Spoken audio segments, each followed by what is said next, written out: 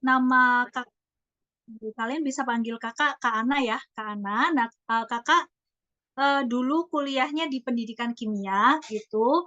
Nah, jadi memang hari ini kita di episode 7 ini kita mau bahas kimia gitu ya. Nah, pertanyaannya itu kenapa sih daging sama ikan itu akan lebih cepat empuk saat kita itu masak di panci presto gitu. Kan kalau kayak misalnya bandeng tuh kalau kita masak di panci presto kan duri-durinya jadi lebih lembut gitu kan, bahkan bisa dimakan. Padahal ikan bandeng itu kan terkenal tuh sama durinya yang banyak banget kayak gitu. Oke, kakak juga mau tahu dong kalian ini dari mana aja asalnya. Boleh tulis di kolom chat ya. Misal kakak mau tahu aja nih kalian dari mana aja gitu, sekolah mana.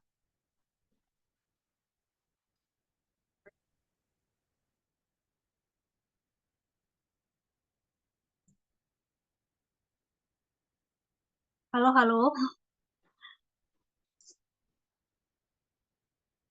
Oke.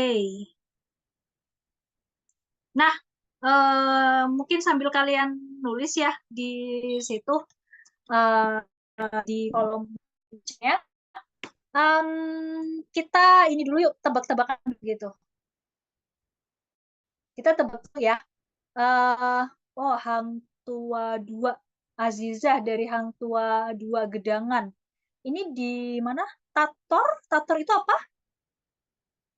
Tator singkatannya. Oh, Tanah Toraja. Wow. Wah, kita jadi kenalan sama teman-teman dari seluruh Indonesia ya hari ini ya.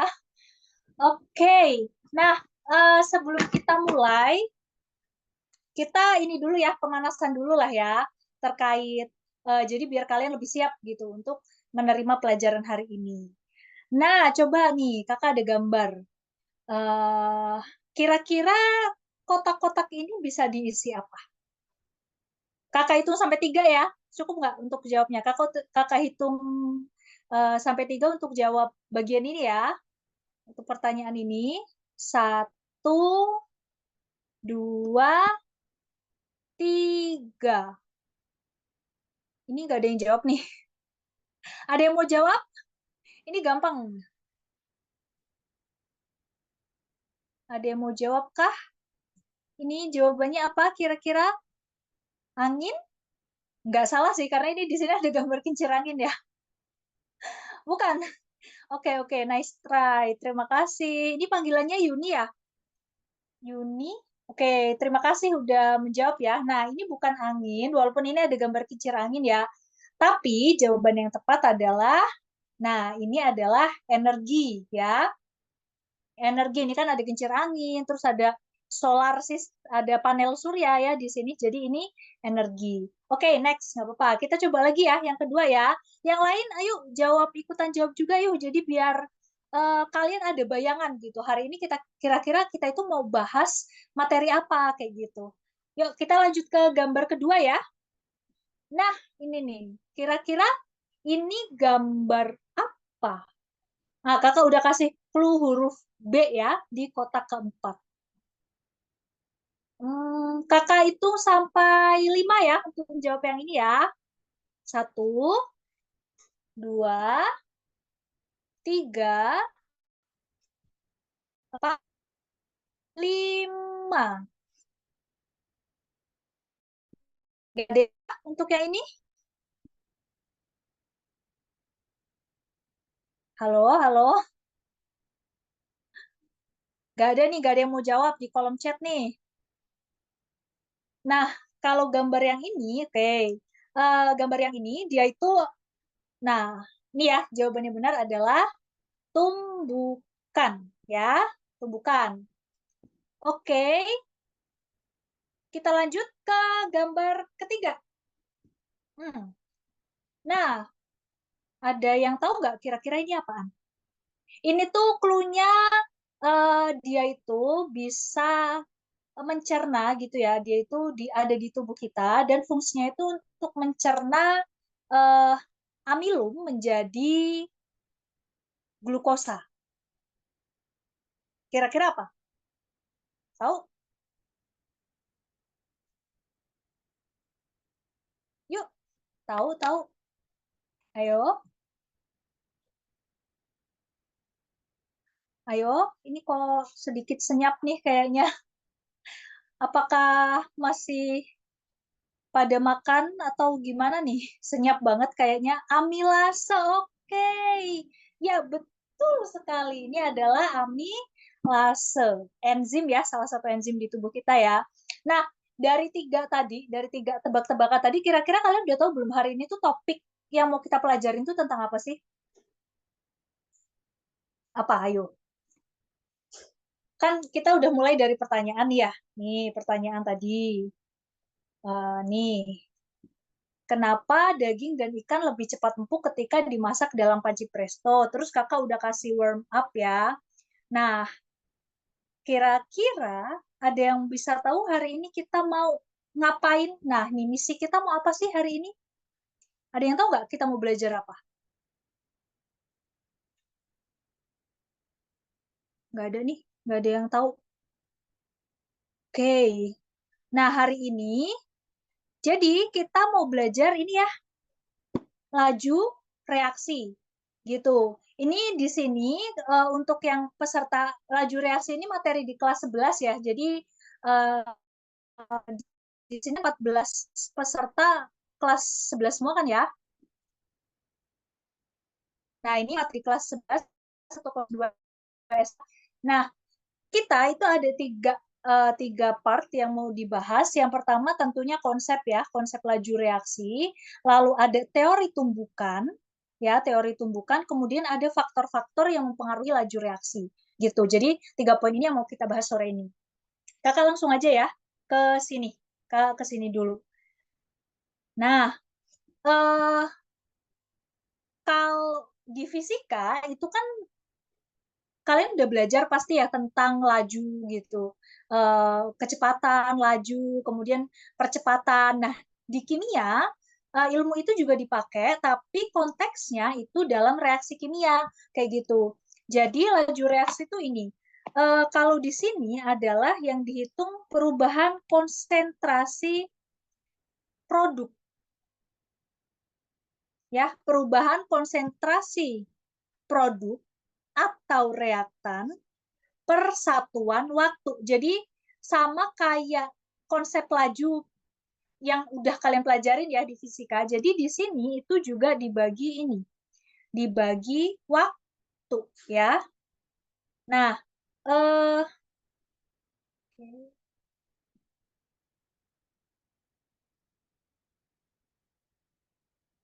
sebentar.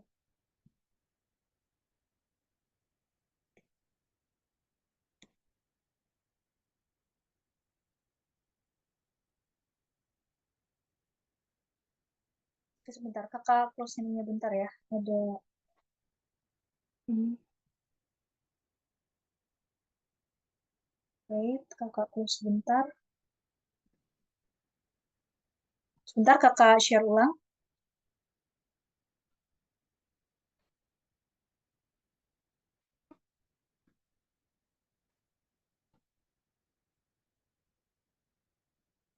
Oke. Nah, eh ini ya. Jadi sama-sama dibagi waktu gitu per satuan waktu. Nah, kalau kita lihat grafik di sini, oke, kita lihat ya grafik di sini. Ini tuh kan eh saya kan bisa lihat C itu kan startnya dari nol tuh, dari nol. Terus dia tambah gitu kan. Iya, sama A sama B. A itu awalnya nggak nol, lebih dari nol konsentrasinya. Tapi lama-lama kan dia turun tuh. Lama-lama dia turun, gitu kan. Artinya dari grafik ini kita itu bisa menyimpulkan kalau A dan B ini adalah reaktan, ya. Reaktan udah tahu kan? Zat yang bereaksi ya. Kemudian C-nya karena dia konsentrasinya nambah, berarti ini adalah produk. Oke, A reaktan dan A dan B reaktan, C-nya produk ya. Nah, maka reaksi ini tuh begini. Jadi dia A plus B menjadi C. Gitu ya. Karena ini reaktannya, reaktan itu kan yang dikirim menjadi C, C itu produk. Nah, laju reaksinya bisa dituliskan kayak gini. Jadi, laju reaksi itu adalah perubahan atau pengurangan konsentrasi reaktan, karena di sini reaktannya A dan B, maka konsentrasi A dan B ya, atau penambahan konsentrasi produk. Semuanya dibagi dengan waktu. Jadi, selang waktu yang kita gunakan untuk mengukur perubahannya tadi. Nah, waktunya ini bisa dalam satuan detik, menit, atau jam. Ya, kayak gitu.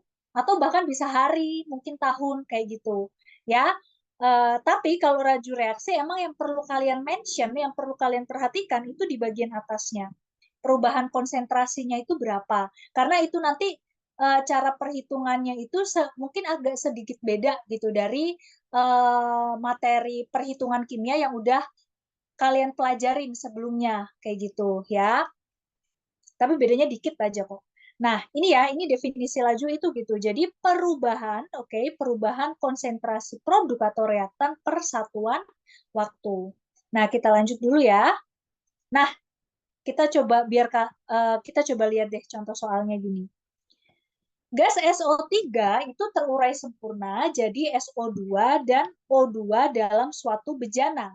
Volumenya 8 liter. Nah, bejananya itu volume ya. Reaksinya itu berlangsung selama 16 menit. Gitu. Berarti ini nanti bahannya 60. Nah, kalau molnya itu SO3 64 awalnya, maka laju penguraiannya adalah gitu. Berapa banyak? Nah, di sini kan 8 liter itu merupakan 8 liter di sini dia merupakan volume ya. Berarti ini kan V, volume. Oke, karena tadi ada hubungannya sama konsentrasi ya. Nah, ini terurai sempurna menjadi SO2 dan O2, maka kita tulis, kalian bisa tulis reaksinya, SO3 menjadi SO2 plus O2, karena ini reaksi penguraian ya. Kemudian, pakai stoikiometri, yang itu mula-mula, reaksi, dan sisa, mula-mula atau awal. Nah, di keadaan awal, itu SO3-nya, jumlahnya itu 64 mol. Nih, 64 mol. Ini mol awalnya. Ya, ini mol awalnya si SO3. Gitu. Maka kita tulis di sini 64 mol. Ini kan masih nggak ada, jadi 0 gitu kan. Udah belajar kan ya stoikiometri ya waktu kelas 10 ya? Udah belajar belum? Udah kan? Atau malah kalau kurmer kayaknya di kelas 11 bab-bab awal tuh semester 1. Udah? Udah belajar? Oke, sip-sip. Nah, jadi semoga nggak terlalu bingung ya. Nah, di sini terus kan dia bilang terurai sempurna. Nah, ini nih ada clue-nya. Terurai sempurna. Terurai sempurna berarti sisanya itu 0. Kan gitu habis. Artinya SO3-nya habis kan. Maka 64 itu dikurang berapa biar jadi 0? 64 dikurang berapa biar hasilnya 0? Ayo, dikurang berapa? Iya, pinter. Ya, betul banget. 64 dikurang 64 mol. Oh ya, ini belum setara ya. Jadi ini kakak setarakan ini gini ya, setengah O2 ya, biar setara ya. Kan ini O-nya, S-nya sama-sama 1. O-nya 2 tambah 2 kali SO3. Ini kan SO3, ini S-nya 1, O-nya 3 gitu ya. Nah, SO2 yang berarti nambah 64 mol, maka koefisien reaksinya sama ya. Dan O2 yang terbentuk sebanyak 32 mol. Karena setengahnya oksigen cuma setengahnya SO3, gitu kan ya. Paham ya sampai sini ya? Nah, maka ini tinggal kita tulis ulang aja di sini. Ini kan sisanya atau di akhir reaksi. Tapi pertanyaannya adalah laju penguraian SO3. Nah, di laju reaksi, kalau di bab stoikiometri, mungkin kalian biasanya kita pakainya yang bagian sisa, gitu kan ya. sebelum-sebelumnya. Nah, kalau di laju reaksi, khusus di laju reaksi, kita itu pakainya part yang ini, adik-adik. Nah, part yang reaksi ini, yang kita gunakan di perhitungan lajunya. Tapi kita hitung dulu perubahan konsentrasi dari SO3. Nilainya mol dibagi volume ya. Ingat ya, ini rumus molaritas ya atau konsentrasi. Maka 64 dibagi dengan volume bejana yaitu 8 liter. Jadi 2 molar. Oke, sampai sini paham nggak? Coba kakak tanya dulu. Kalau paham kalian bisa ketik yes gitu. Biar pendek deh. Kalau paham kalian ketik yes aja di kolom chat. Yes. Oke, yang lain gimana? Bisa dipahami?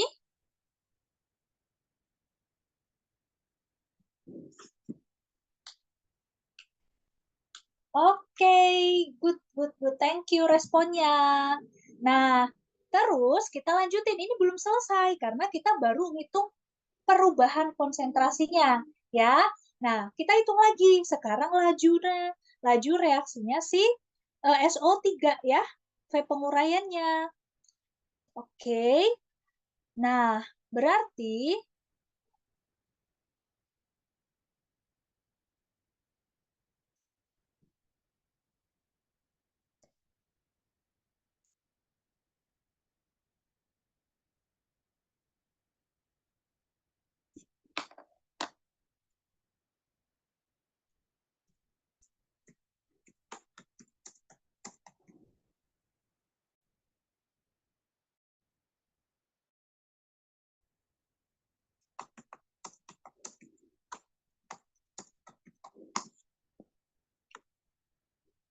nah, berarti kecepatan atau laju reaksi SO3-nya adalah tinggal kita bagi sama waktunya ya. 2 molar dibagi 16 sama dengan 2 bagi 16. Kak, mau nanya itu yang 64/8 kenapa bisa 2? 64. Astaga, sorry, kok 2? Iya, ya, thank you, ya ampun. Iya, kakak salah tulis. Aduh, thank you. Ini bukan 2 ya, tapi 8. Kakak jadi nggak fokus. Ya, benar-benar 8 ini 8. Aduh, makasih banget ya, udah diingetin, Husnia. Aduh, oke, ya benar ini 8 ya, kakak salah tulis ya, sorry. Kakak salah hitung. Oke, nah jadi untuk laju reaksinya itu 8 molar dibagi 16 ya. Maka nilainya adalah setengah, ini 16 menit, setengah molar per menit. Jadi SO3 berarti dia itu dalam 1 menit SO3 itu terurai sebanyak 0,5 atau setengah molar. Gitu ya. Oke, gampang kan laju reaksi? Paham nggak kalian? Paham semuanya? Bilang yes kalau paham. Bisa bilang yes. Oke, good job. Oke, good job. Ya, mantap.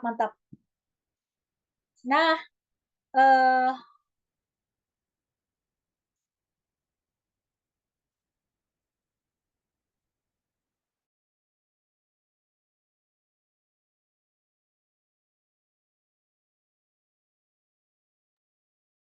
halo,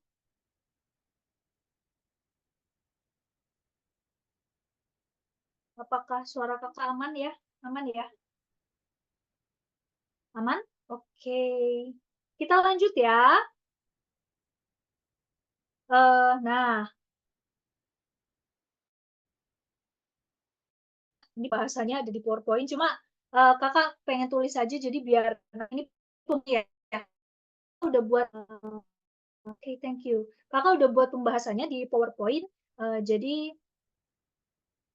tapi kakak pengen sambil coret-coret jadi biar kalian ngerti step lebih paham juga gitu step by stepnya gitu. Oke, kita lanjut ya. Nah, ntar kita coba tebak-tebakan lagi. Nah, yo, makanan di kondisi mana yang lebih cepat membusuk? A atau B?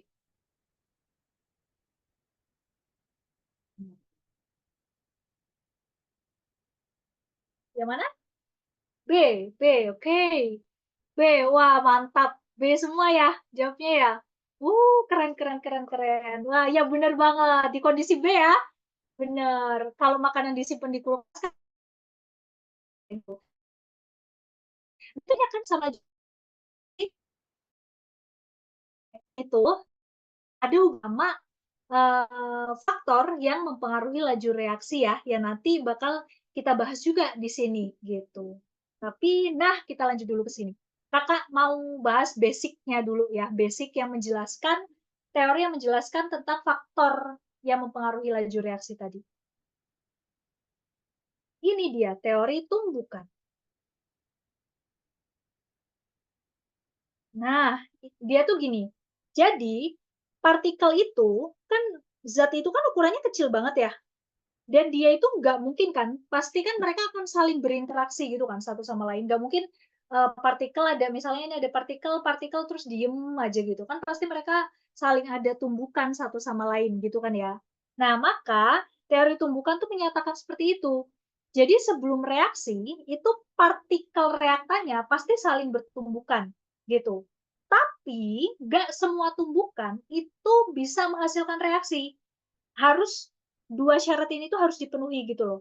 Kalau mau terjadi reaksi kimia atau mau kalian misal lagi eksperimen di laboratorium gitu, nyampurin zat A sama zat B, kalau mau terbentuk produk, nah kedua zat kalian tadi, partikel dari kedua zat tadi itu tumbukannya harus memenuhi dua syarat ini. Yang pertama, energi kinetik reaktan ya, di sini reaktannya harus mencapai energi minimum untuk bereaksi. Yang kedua, jadi dia itu arah tumbukannya nggak boleh ngasal gitu loh. Nggak boleh cuma pepet gitu, atau nggak boleh cuma kayak, tapi harus benar-benar boom gitu. Ya, harus benar-benar tabrakan ya, sehingga energinya akan besar untuk menghasilkan produk kayak gitu. Nah, kita bahas satu-satu deh. Oke. Nah, kita lihat energi aktivasi. Ada yang udah pernah lihat grafik ini belum sebelumnya? Ada? Udah pernah belum? Sudahkah? Belum? Oh, oke. Nah, belum ya? Ini kakak kenalkan pada, tapi kalau eksotermik sama endotermik reaksi eksotermik sama endotermik tahu? Udah tahu? Sudahkah? Udah, oke, ya udah. Nah, udah tahu ya. Nah, jadi tuh gambaran reaksi atau gambaran energi pada reaksi eksotermik sama endotermik itu digambarnya pakai grafik ini, adik-adik. Nah, kalian bisa lihat yang paling puncak ini ada yang namanya energi aktivasi. Jadi, gambarannya partikel itu kalau mau partikel reaktan, itu kalau mau membentuk produk, dia itu harus mendaki gunung dulu gitu loh. Harus mendaki gunung, literally mendaki gunung ya ini mah ya. Jadi tuh di sini mereka ngapain? Nah, di sini pas belum jadi produk, mereka itu yang tumbukan tadi. Mereka tabrakan gitu.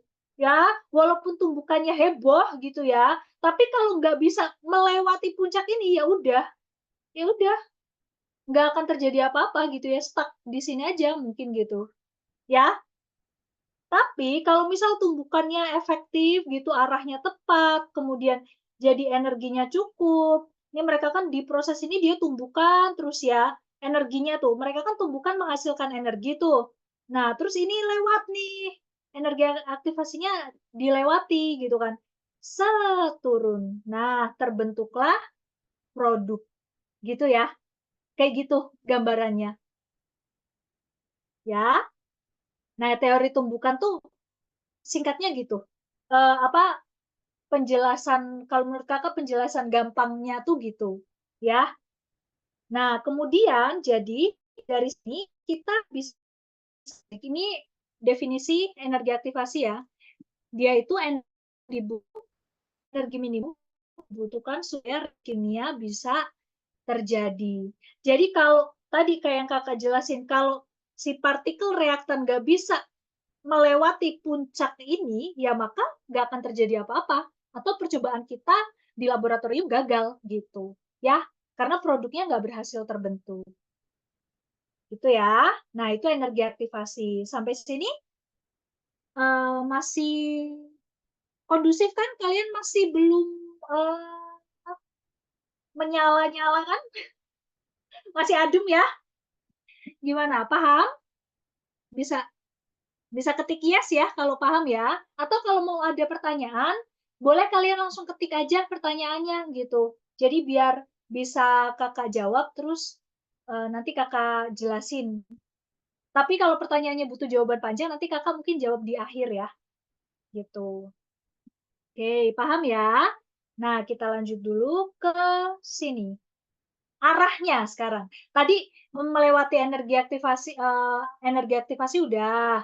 Nah, sekarang arahnya, arah yang tepat itu gimana gitu. Kita bisa lihat di sini kakak juga udah kasih ilustrasi. Jadi ini mau pembentukan air ya, pembentukan molekul air. Ini, nah efektif tuh kayak gini. Jadi kan H2O, pada molekul H2O, hidrogennya itu kan harus berpasangan dengan satu oksigen. Dua hidrogen dengan satu oksigen gitu kan. Maka tumbukan yang efektif itu ya hidrogennya emang benar-benar nih.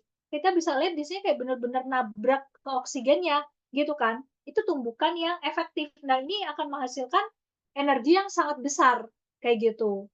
Sehingga terjadilah reaksinya atau terbentuklah air gitu ya. Nah, tapi kalau dia itu kalian bisa lihat yang kedua, ini dua unsur hidrogen, 4 atom hidrogen ya, nempelnya ke satu oksigen doang atau menumbuk ke satu atom oksigen doang, ya gagal gitu. Ya, molekulnya nggak jadi terbentuk kayak gitu karena kan ini harusnya kan cuma satu unsur ya atau 2 atom hidrogen yang menumbuk ke oksigen kayak gitu. Makanya ini nggak efektif dan reaksi gitu ya. Oke, ini yang arah ya arah. Nah, sekarang kakak ada pertanyaan lagi.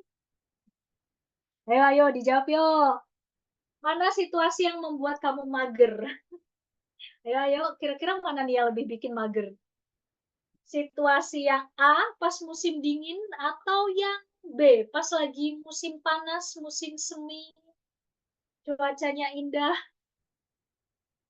Oh, yang A. Ya, pengennya enaknya makan Indomie rebus sama telur. Yang B jadi mager ya. Atau malah A sama B mager semua.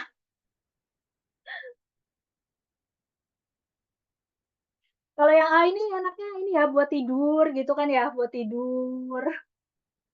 Oh, yang B mager juga ya karena panas jadi males keluar gitu ya, harus pakai sunscreen segala macem. Oke, oke. Nah, ini tuh sebenarnya tadi itu dua pertanyaan yang kakak kasih tadi, pertanyaan tadi. Nah, ada hubungannya sih sama faktor laju reaksi yang mau kita bahas, gitu. Ya, faktor yang mempengaruhi laju reaksi. Nah, oke.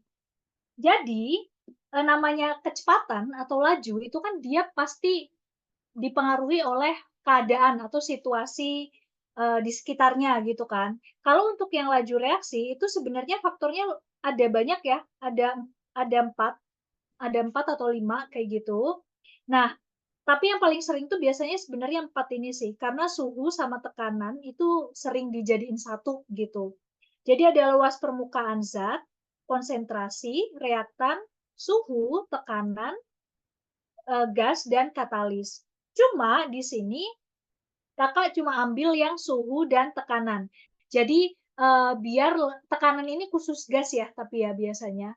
Jadi biar lebih menjawab pertanyaan kita di awal gitu. Ya, pertanyaan kita di awal yang tadi tentang kenapa kok daging itu lebih empuk kalau dimasak lewat panci presto kayak gitu. Ya, makanya kakak pilih dua faktor yang ini. Sama ada satu lagi katalis ya. Salah satu katalis yang punya badan kita yang udah tebakan pertama yaitu enzim amilase. Nah, itu sebenarnya katalis dalam tubuh kita yang tuh yakin reaksinya lebih cepat gitu, reaksi dalam tubuh kita gitu. Nah, kita ke sini. suhu. Oke. Suhu itu kan, kalau suhu naik itu kan biasanya suasananya jadi lebih panas gitu ya, membara, menyala gitu kan. Nah, kalau panas itu kan jadi kita tuh kayak lebih, ini nggak sih, lebih pengen gerak gitu, kipas-kipas lah, gerak, apa gitu. Biasanya kalau udah panas kan gitu, kita jadi pengen lebih, malah malah jadi lebih aktif gerak gitu. At least geraknya kipas-kipas gitulah ya. Kecuali emang kalau di rumahnya ada AC ya. Nah, jadi pada partikel, suhu memang secara natural peningkatan suhu itu pasti meningkatkan energi kinetik tiap partikel. Emang itu udah bisa dibilang udah hukum alamnya kayak gitu, ya. Nah, karena energi lagi-lagi kan ada hubungannya sama energi, tadi udah kita bahas di awal ya. Karena energi yang dipunyai oleh partikel meningkat, jadi otomatis pasti laju reaksinya meningkat. Nah, ini tuh makanya kenapa kalau kalian misalnya goreng kerupuk di api yang gede, jadi cepet gosong. Gitu, soalnya kegedean energinya, laju reaksinya jadi kecepetan, kayak gitu. Atau misalnya apa lagi? Nah tadi kenapa buah atau makanan kalau nggak disimpan di kulkas jadi cepat busuk? Karena kan kalau di luar kulkas kan suhunya lebih tinggi, jadi reaksi pembusukannya berjalan lebih cepat gitu. Ya, itu ya contoh-contoh yang di kehidupan sehari-hari kita ya. Nah, ini hubungan matematisnya. Cuma kakak di sini nggak akan bahas terlalu detail ya untuk hubungan matematisnya. Oke, nah sekarang kita coba lihat. Kakak mau ngecek cepet aja. Mana yang lebih cepat reaksinya? Apakah yang A, B, atau yang C? Yang mana yang reaksinya lebih cepat? A, B, atau C?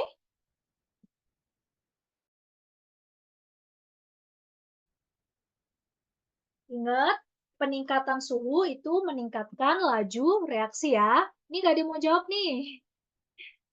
Yuk, yuk dijawab yang C, oke. Yang lain gimana? Ada yang mungkin beda pendapat? C, C, oke. Ada lagi?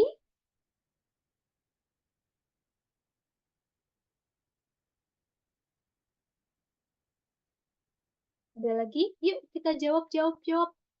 Oke, C. Ya, benar banget ya. Benar banget. Ini yang paling cepat yang C. Karena, nah ini ya, bedanya kan di suhunya. Suhunya lebih tinggi, otomatis dia reaksinya akan lebih cepat. Gitu.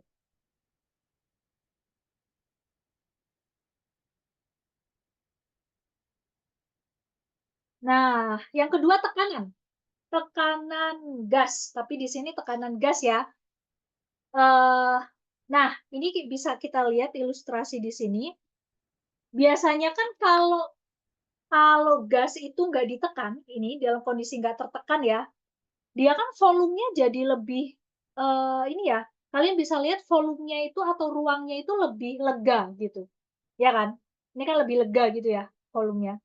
Tapi begitu kita beri tekanan, kan dia jadi lebih sempit kan ya ruangnya tuh. Ruang geraknya itu jadi lebih sempit gitu loh. Nah, hal ini tuh membuat karena dia ruangnya udah lebih sempit, si gas itu otomatis dia kan makin sering atau makin mudah bertumbukan satu sama lain ya kan. Ini kan makin banyak terjadi tumbukan kayak gitu. Nah, karena semakin banyak tumbukan yang terjadi, otomatis pasti akan menghasilkan energi yang semakin besar dan laju reaksinya pasti juga akan semakin cepat gitu. Ya, makanya kalau misalnya kalian apa ya? Kalau tekanan gas misalnya kayak kita masak mie sama telur tuh. Di sini pada suka mie instan nggak? Kayaknya jarang jarang banget, sangat langka ya orang yang ada mie instan. Jadi kita masak merebus mie sama telur gitu misalnya, itu pancinya ditutup, itu biasanya relatif lebih cepat gitu dibandingkan kalau pancinya itu kita buka. Karena kan, proses tadi pematangan atau laju reaksi dari mie-nya tadi, mie yang direbus itu selain dibantu suhu yang tinggi, juga dibantu oleh tekanan gas atau, tekanan dari si uap airnya tadi, gitu. Nah, itu membantu meningkatkan si laju reaksi matengnya mie instan tadi, ya, kayak gitu. Oke. Nah, ini Kakak punya simulasi, ini masih fokus nggak? Coba-coba masih fokus nggak? Kalau masih fokus ketik, boleh ketik angka 1 lah, 1 1. Kalau masih fokus, boleh 1 1 1 1, boleh banyak juga satunya. Satunya 10 kali juga nggak apa-apa. Masih fokus ya? Kita mau nonton simulasi yang keren soalnya. Jadi sayang banget nih kalau kalian kelewatan gitu simulasinya. Nah, oke, ini ya, ini yang lain gimana nih? Masih pada fokus tidak? Sayang banget loh kalau kelewatan simulasinya, soalnya ini akan membantu kalian memahami keseluruhan materi yang kita bahas sore ini, gitu. Kakak hitung sampai 3 ya, buat ngetik satu-satunya ya. Habis itu kita play simulasinya. 1, 2, 2, 3. Oke, oke, masih pada fokus. Yuk, kita mulai tonton ya simulasinya ya. Nah, oke, kita lihat. Aman ya, sip sip sip. Oh iya, bentar. Oh, ada apa masih kosong. Bentar.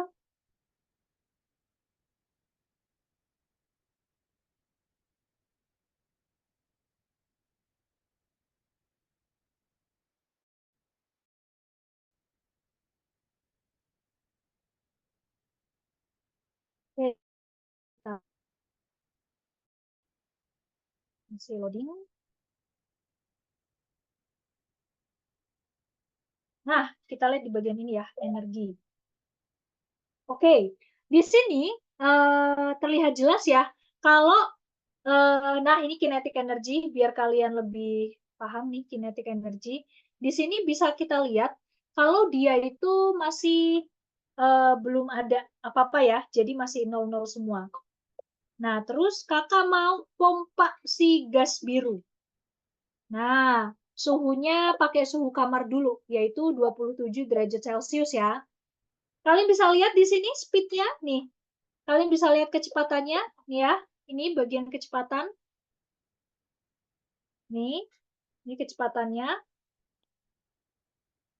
Terus eh ini energi kinetiknya tuh, ya.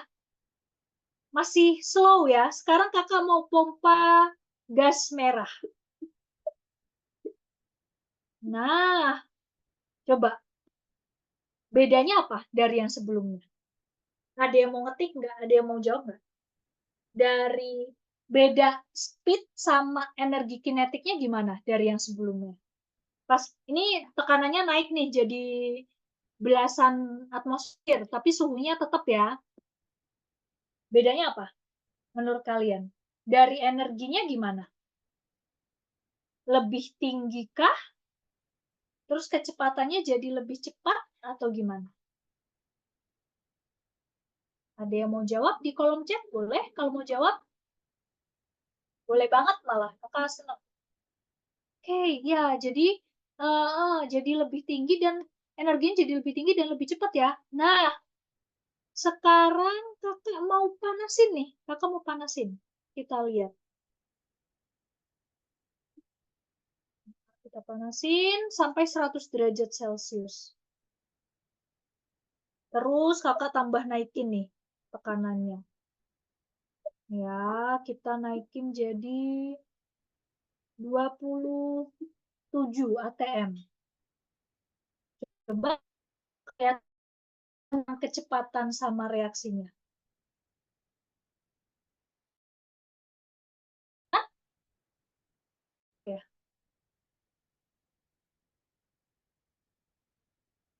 Kelihatan? Kelihatan ya? Dia makin cepet ya? Tuh. Uh, nih, kan dari kecepatan sama energi kinetiknya dia makin cepet ya. Nah, sekarang kakak mau panasin terus pokoknya sampai energinya tinggi banget.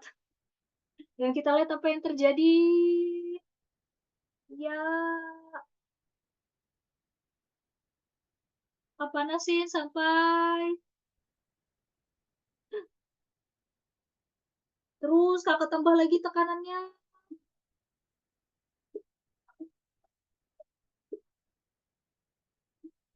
Jadi 100 HTM. Nah, itu jadi gambaran kalau kalian kita meningkatkan tekanan sama suhu tuh kayak gitu. Jadi dia tuh kalau kita iseng gitu, kita pakai ini manasin terus ya bubar. Nah, jadinya ya gitu bubar. Jadi si tabungnya nggak kuat nampung. Tadi tekanan gas-gas itu kan dia menekan ke segala arah, makanya pas kita naikin terus tekanannya sama suhunya ya tadi si wadahnya jadi nggak kuat nampung, akhirnya bubar gitu. Ya, nah itu jadi gambaran pengaruh suhu terhadap laju reaksi itu gitu. Kalian bisa lihat ya tadi di sebelah kiri speednya naik, ya kan? Eh, speednya naik, kemudian kinetiknya, energinya juga naik, kayak gitu ya. Jadi suhu dan tekanan gas itu sama-sama meningkatkan laju reaksi. Oke, kita back to PPT ya.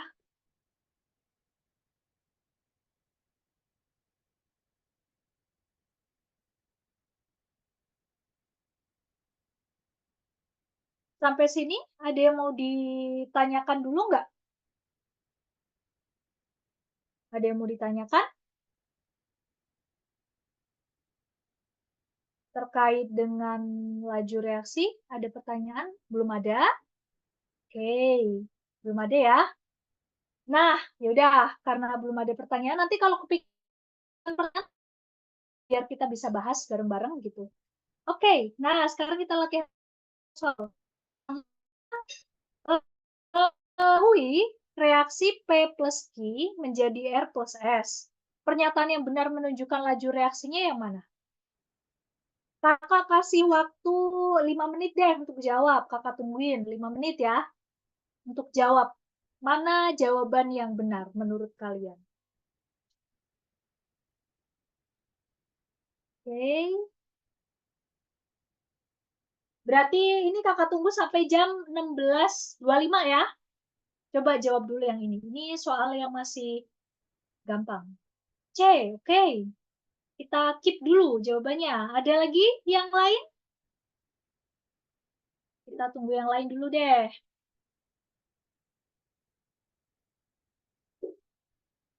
Ada lagi?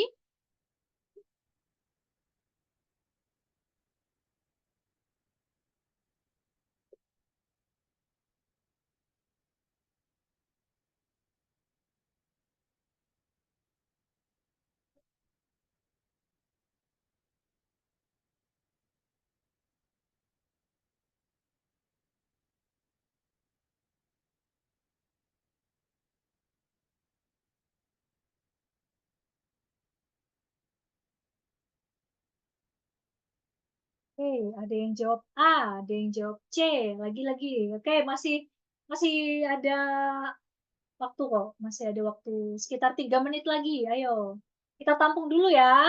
Kita udah punya dua kandidat nih, dua kandidat jawaban menurut kalian, yaitu C dan A. Oke, C dan A. Ada lagi nggak ada yang mau pilih B, D, atau E nih? Kasihan dicuekin. Oh, ada yang pilih B. Oke, B.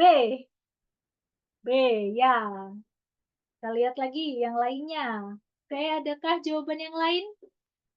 Ah, C udah dua. Dua suara. Dua suara pilih C. Ya, ayo lagi. Ingat, yang kiri ini adalah reaktan, yang kanan adalah produk. Ayo, lagi-lagi. Ini dia sama masih belum ada yang milih nih.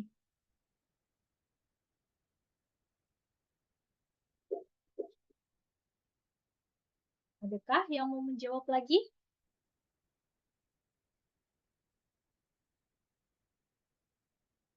C, oke, C udah 3 suara sekarang. Nah, kita masih punya 2 menit lagi, ayo 2 menit, 2 menit, 2 menit, 2 menit. Ayo, kita masih punya 2 menit kesempatan.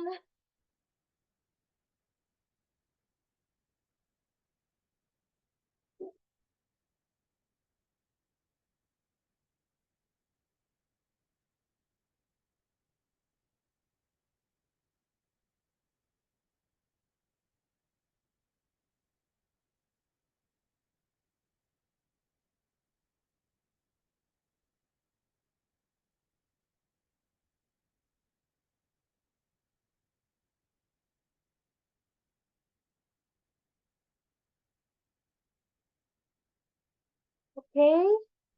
Ah, ya, ini yang lain masih ada yang mau jawab kah? Mungkin? Yaudah yuk. Lumayan, udah lumayan banyak ya yang jawab ya. Oke, terima kasih teman-teman, adik-adik yang udah berusaha menjawab gitu. Kakak apresiasi, kalian mantep banget. Nah, kalau, nah gini ya, jadi ini, iya, P sama Q itu kan reaktan, R sama S itu produk ya. Nah, kayak pembahasan kita di awal, laju reaksi dari reaktan itu,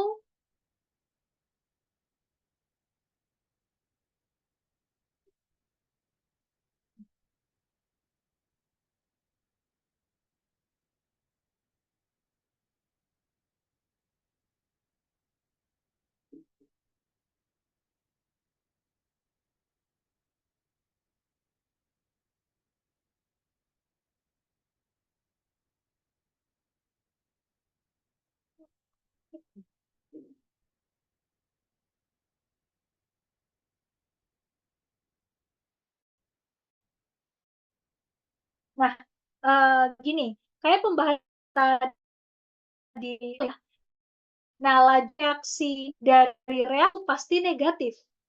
Ya, negatif karena reaktan itu kan berkurang, ya kan? Reaktan itu pasti berkurang. Nah, sedangkan laju reaksi dari produk itu pasti positif. Positif di sini maksudnya produk itu akan bertambah seiring waktu, kayak gitu. Kalau reaktan berkurang seiring waktu. Maka jawaban yang tepat di sini laju reaksinya itu bisa ada 4 ya, ada 4 pernyataan laju reaksi yang benar. Bisa minus P dibagi delta T, benar, yang C ya, yang benar. Bisa minus Q, nah ini harusnya minus ya. Nah, karena Q itu reaktan. Minus perubahan konsentrasi Q per delta T, bisa plus, nah ini harusnya plus, oke, ya, karena R itu produk, dan S di sini harusnya juga plus, ya, gitu. Ya, jadi jawaban yang tepat adalah yang C. Oke, good job adik-adik. Nah, kita ke satu soal berikutnya ya. Agak sulit soalnya, jadi persiapkan diri kalian dan persiapkan mungkin pena sama kertasnya buat ngitung-ngitung. Oke, ya. Nah, jadi ada seorang siswa, dia itu membandingkan laju reaksi penguraian 3 logam karbonat melalui pengukuran volume produk gas karbon dioksida. Nah, ternyata hasil percobaannya menunjukkan grafik seperti ini. Ini grafiknya ya. Nah, sebelum kita ke pembahasan, apa kamu tanya dulu, apa rumus kimianya kalsium karbonat? Kakak minum sebentar ya. Sambil minum bentar.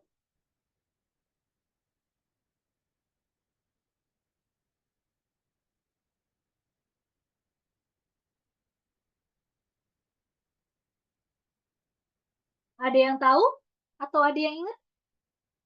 Apa rumus senyawa dari kalsium karbonat? Iya, betul. CaCO3, betul banget. Nah, lanjut. Ya, benar benar benar. Good. Lanjut,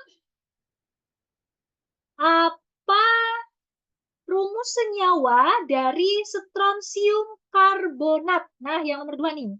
Apa? Kalau strontium karbonat itu apa? Rumus senyawanya. Oke, good job. Ya, benar.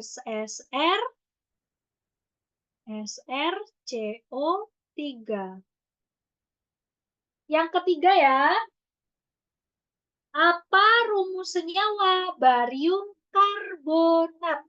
Nah, apa tuh barium karbonat? Ayo, apa-apa-apa? Oke, yap. Good job. BaCO3. Betul banget. Mantap. Nah, kita udah tahu nih ya sekarang eh rumus-rumus senyawanya kayak gitu. Pertanyaannya, nah ini dia. Jadi logam karbonat yang menghasilkan produk gas CO2 yang paling cepat menghasilkan gas CO2 siapa? Atau logam yang mana?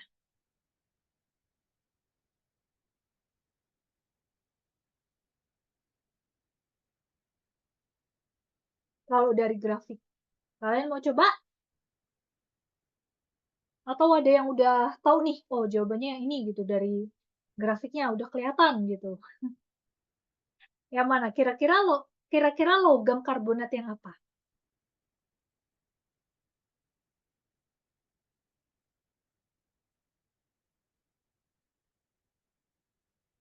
CaCO3, oke, ada yang jawab CaCO3 nih. Yang lain gimana? Yuk, yuk, jawab-jawab yuk.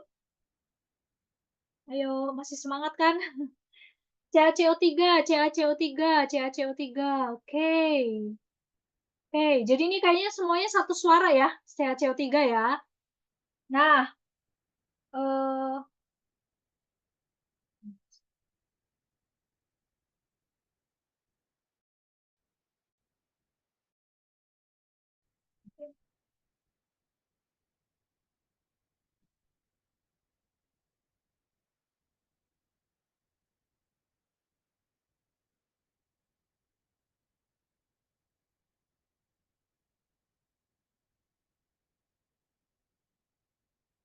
eh kayaknya semuanya sepakat ya, CaCO3 ya.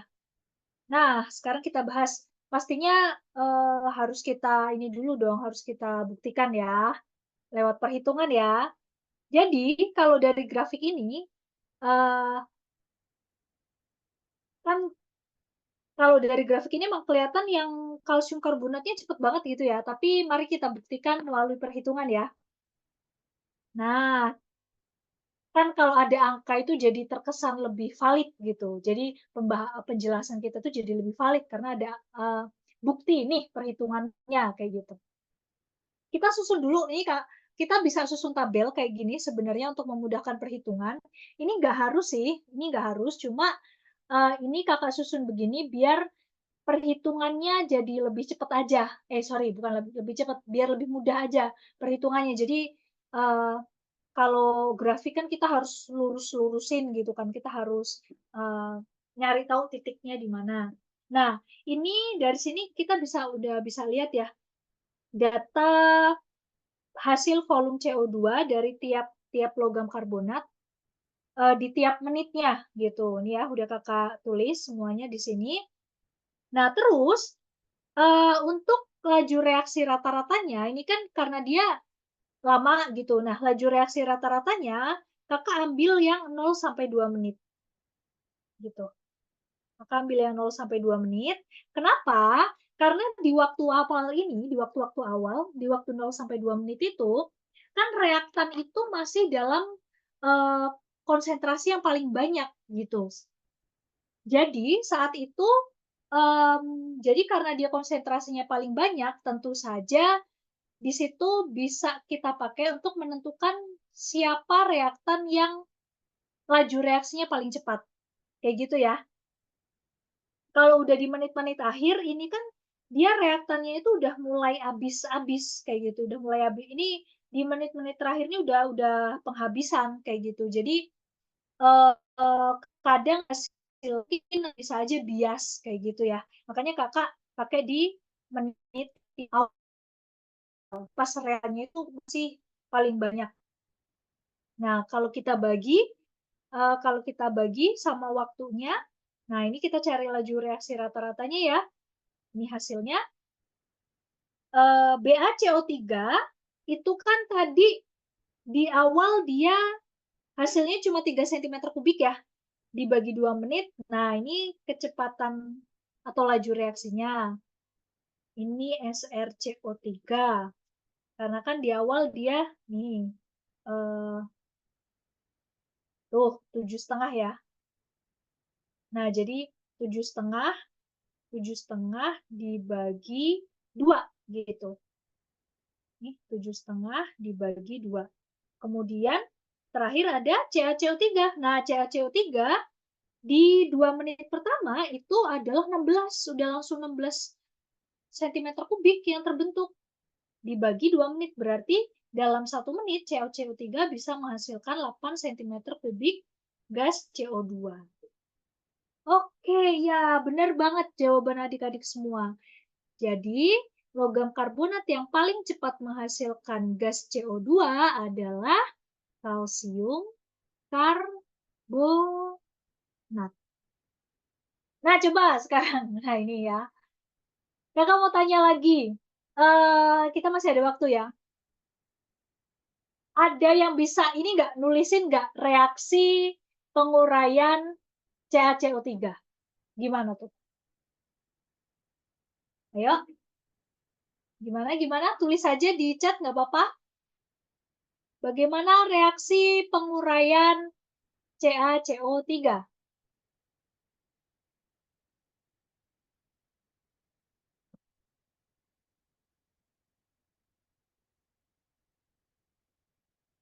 Ayo, ada yang mau coba? Ada yang mau coba?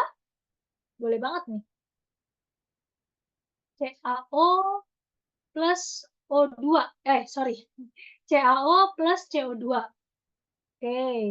Ada lagi mungkin yang lain yang mau jawab?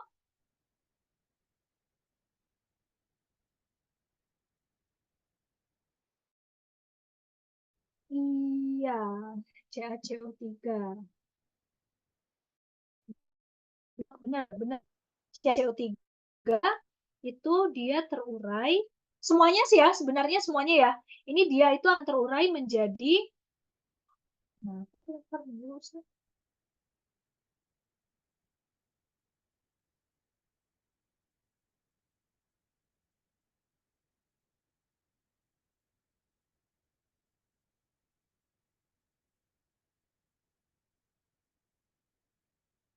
oke, iya benar. Jadi kakak coba pakai papan tulis mungkin ya.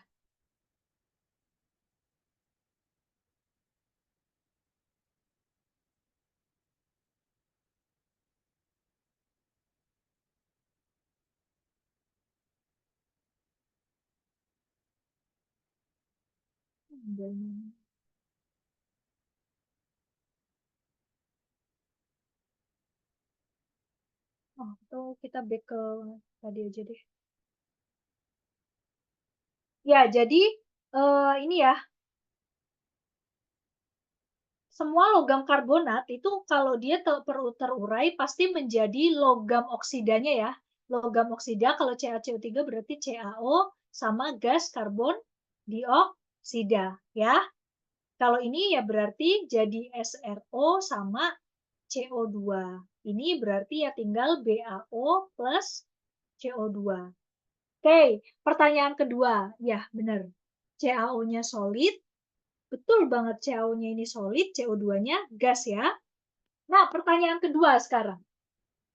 Kenapa CaCO3 itu yang eh, paling cepat menghasilkan gas CO2? ketika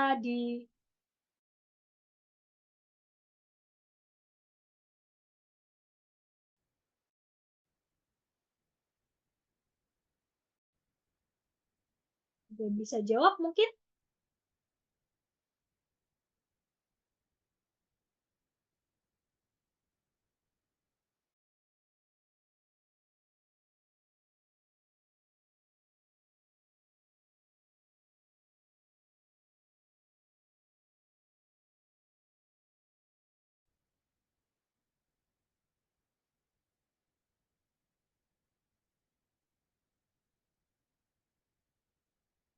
Kira-kira kenapa nih kok laju reaksinya eh, CaCO3 itu lebih cepat daripada yang lain? Ada yang mau jawab nggak?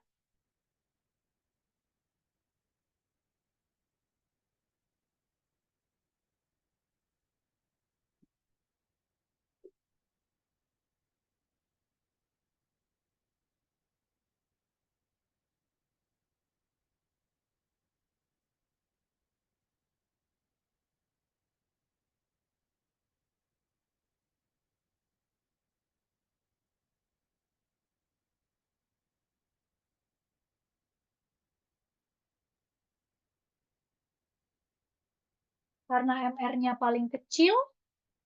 Oke. Terus ada lagi? Ada lagi mungkin yang jawab yang lain? Kalau dibanding eh, BaCO3 sama SrCO3 emang paling kecil ya dia ya reaksinya ya.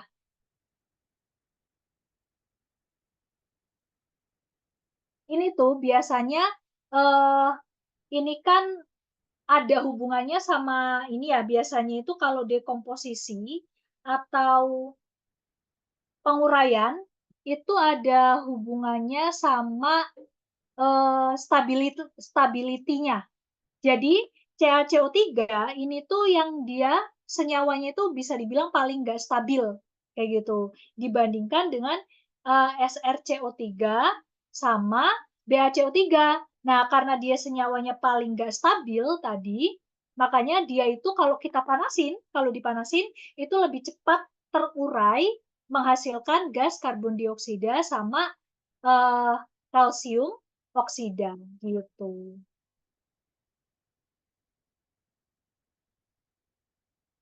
Oke, sampai sini ada yang mau ditanyakan?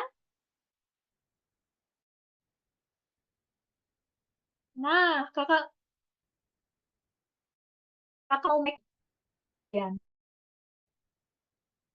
Jadi sekarang udah paham belum kenapa kok kalau kita masak di panci presto itu hasilnya pertama masaknya jadi lebih cepat, kedua jadi lebih empuk. Udah paham kan? Iya, bener banget. Iya, suhu dan tekanannya tinggi. Suhu dan tekanannya tinggi ya. Jadi laju reaksi atau waktu yang kita pakai untuk memasak jadi bisa jadi lebih cepet gitu. Oke. Wah, ini ada pertanyaan mungkin? Kita masih ada beberapa menit sih. Kalian ada pertanyaan yang mau ditanyakan?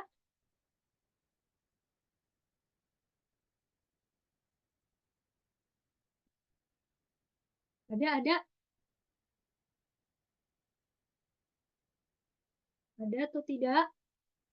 Atau masih dipikirkan dulu?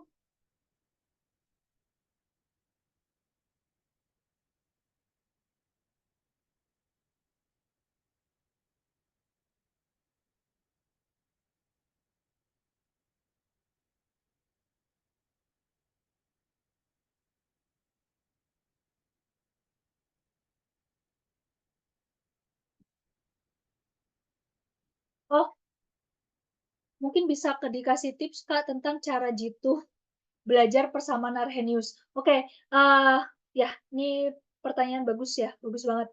Persamaan Arrhenius itu kan yang ini ya sebenarnya yang keterkaitan ini kan, keterkaitan suhu dengan, kayak saat ngitung waktu paruh. Waktu paruh berarti udah sampai ini, orde reaksi ya?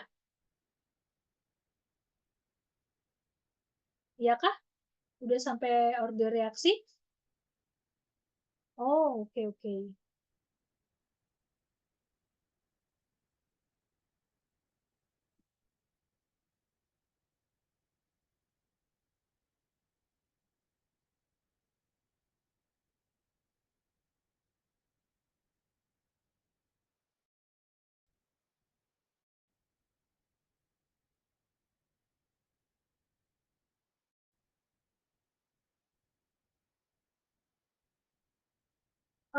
Persamaan Arrhenius itu berarti yang ini ya, K itu sama dengan A kali E, terus pangkat minus activation energy dibagi RT. Itu kan ya? Yang itu kan yang dimaksud eh kalau kalau udah per apa ya? Persamaan yang rumit. Oke. Oh ya, kalau udah persamaan yang rumit gitu, memang eh, kita harus jeli sih memang. Gimana ya? Kakak juga jujur dulu waktu belajar persamaan Arrhenius itu ya kakak memang hitungnya agak lama gitu. Memang di situ di bagian persamaan Arrhenius itu kita butuh waktu agak lama untuk ngitung karena emang eh, rumusnya lumayan panjang ya.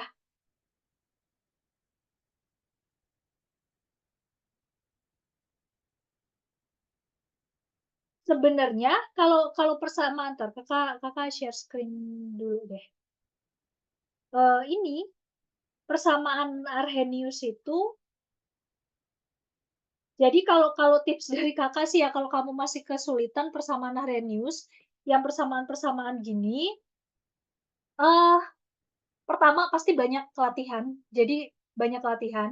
Jadi kamu akan terbiasa. Kayak tangan kita itu punya kan tangan kita itu kalau terbiasanya itu tuh semacam menyimpan memori gitu kan ya. Pertama banyak latihan. Yang kedua, kuasai logaritma sih. Kuasai logaritma. Karena nanti di semester 2 kalau nggak salah itu kan ada sambasa. Nah, itu juga ada hubungannya sama logaritma gitu. Jadi memang logaritma itu lumayan banyak kepake gitu di kimia. Itu sih kalau dari kakak mungkin itu ya. Ini kan ya persamaan Arrhenius ya.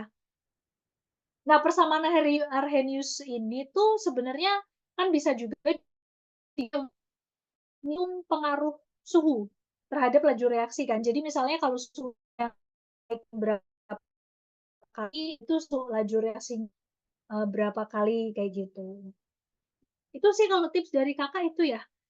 Kamu banyak latihan, kita perlu banyak latihan. Yang kedua, nah kuasai materi logaritma kayak gitu. Oke, ada pertanyaan lagi kah? Kakak ini dulu off dulu ya screen-nya. Ada lagi pertanyaan?